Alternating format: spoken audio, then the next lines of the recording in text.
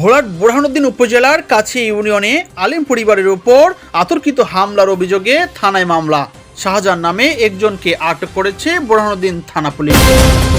আমার ছেলে মোহাম্মদ হাসান নামাজ পড়ার জন্য উজু করতে গেছে সুস্থ নিতে, সেখানে গেছে মতন আমার প্রতিপক্ষ আমার একদম জবরদখল করিয়া বসে আছে।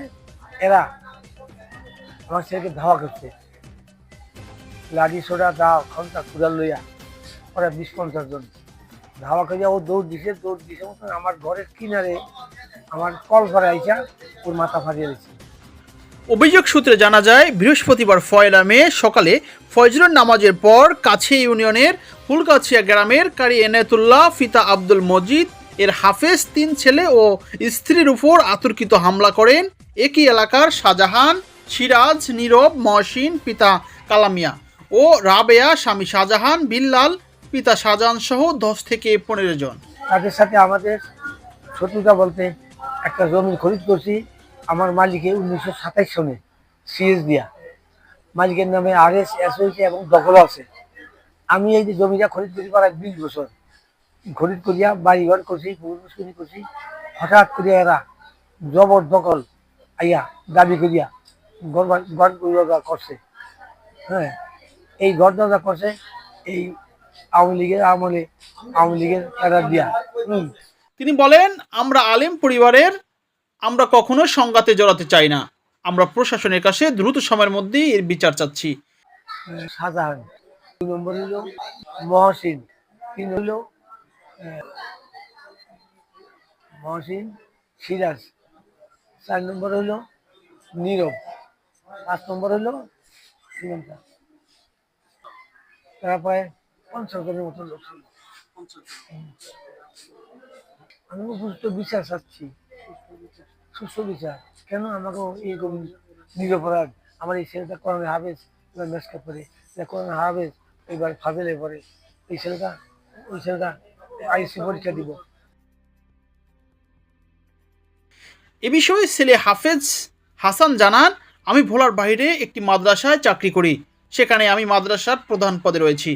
আমি বাড়িতে এসেছি ছুটিতে, আমি জানিও না আমাদের জমি নিয়ে সংঘাত রয়েছে।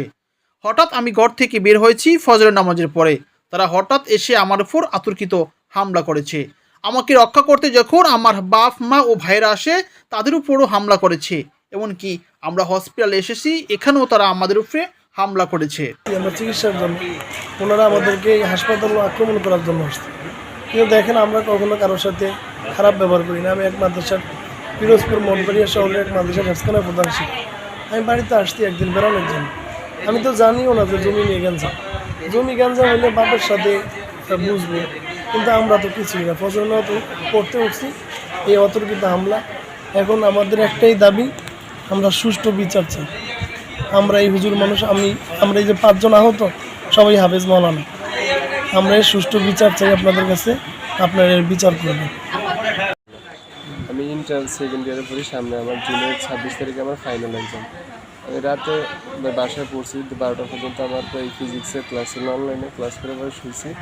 সকালবেলা আমার ফোনে 6টায় আমার ছিল, রিংটোন দেওয়া ছিল, আমি উঠছি। ওঠার পরে আমি ব্রাশ নিয়ে বাহিরে গেছি। পরে আমি জানি যে ওইদিকে একটু গ্যাঞ্জাম চলে। আমি আমার মুখ ধোয়ার জন্য আমি বাহিরে পা দেওয়ার সাথে সাথে দেখি আমার ভাই, আমার আম্মু, আমার আব্বু 2 বাইরে ওরা পিটে দিয়েছে। পরে আমি কী করবো, আমি তো পুরো হতভম্ব হয়ে গেছি। আমি সামনে গেছি ওদেরকে বাঁচাতে। আমার ওই বড় এই সাদা কুদা কুড়া সাবান আছে না, বড় লম্বা খন্তাকে 2টা বাড়ি আছে, আমি ওইখানে পড়ে গেছি।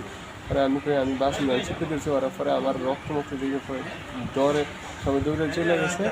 পরে আমি এইভাবে পড়ে গেছি। এ বিষয়ে অপরপক্ষ শাহজাহানের সাথে যোগাযোগ করা হলে তিনি জানান, এই জমি তারা ক্রয় করেছেন। আজকের এই ঘটনাটি অনাকাঙ্ক্ষিত। তিনিও হামলায় আহত হয়ে হসপিটালে চিকিৎসাধীন অবস্থায় আছেন। কি সত্য না মিথ্যা, মূল ঘটনা কি বলেন? মিথ্যা, এটা জানে, মিশা করছে না আশা করছে, এরা সঠিক জানে। আমি তার তেমন জানি না ভাই। আমি কাম করছি, ভাত খেয়েছি, আমরা বাড়িতে গেছি। বাড়িতে আমার বোন আছে, বোনের ধরে ওরা বহুত অত্যাচার করিয়া ফিরে হটে সুটে মুটে করছে। আমরা হাসপাতালে গেছি। না ওরা যে একটা অভিযোগ না আমরা কোনো এমন এখন ওরা হারদুল্লাহ সালামের হাত ব্যবস্থা করছে, আমরা কোনো আমরা দখল করে আসিনি স্যার। দেখেন জমিন আমাকেও আসছিল, আমরা সাগরতন বিক্রি করছি। আবার সাগরতনে পূর্বকালে এগো হামলার আগে আমরা রায়টাই করিয়া কথাবার্তি করিয়া টিয়া ফয়সালা করে টিয়া। এ বিষয়ে বোরহানুদ্দিন থানার ভারপ্রাপ্ত কর্মকর্তা ওসি সিদ্দিকুর রহমান জানান, ঘটনায় থানায় একটি মামলা হয়েছে। একজন আসামিকে পুলিশ গ্রেপ্তার করতে সক্ষম হয়েছে, বাকিদেরকেও গ্রেপ্তারের প্রক্রিয়া অব্যাহত রয়েছে।